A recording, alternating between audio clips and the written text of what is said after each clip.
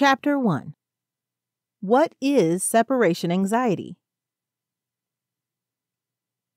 Those of you who have owned dogs all your life or trained them for your profession will have likely come across at least a few dogs who are suffering with separation anxiety. It is a tremendously common issue, and considerable research on the topic has been published in the last 40 years.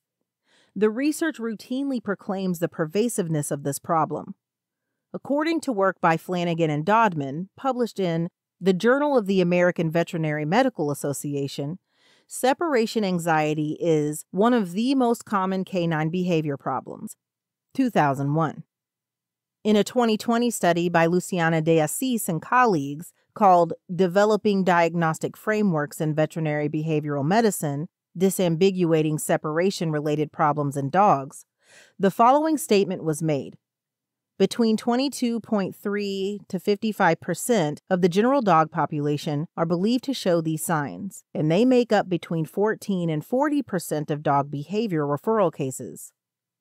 Separation anxiety is a welfare issue for dogs in that they are not only suffering, they are at risk of losing their homes, being returned to a shelter, or even euthanized. In the New Zealand publication Veterinary Medicine, Research and Reports, Rebecca Sargison states, "Indeed, separation-related problem behaviors are commonly cited reasons for relinquishing dogs to animal shelters." 2014.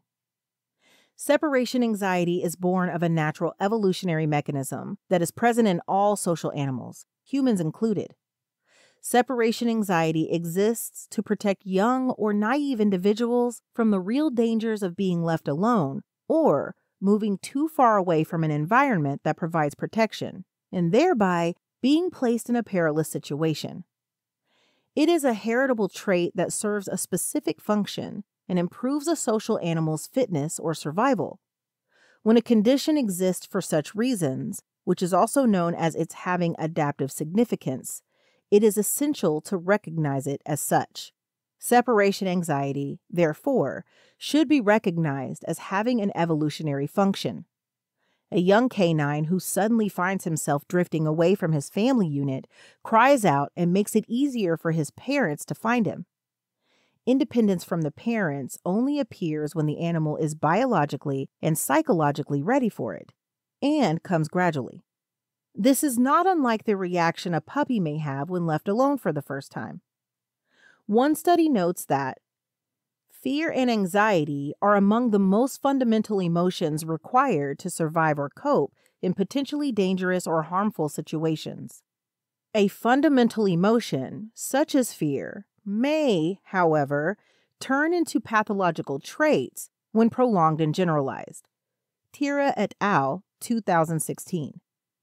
This means that fear, in and of itself, is a normal part of life. Because of this, I personally do not refer to separation anxiety as a disorder, aberration, or illness in most cases. The research literature is explicit about the clinical nature of separation anxiety and often refers to it as a pathology. I understand the use of that terminology for the scientists. For the layperson, however, I think there is a significant reason to avoid language that implies such a significant deviation from being normal or healthy. After so many years of working with separation anxiety dogs and their guardians, and having a separation anxiety dog myself, now recovered, I am sensitive to the feelings that surround the dog's condition.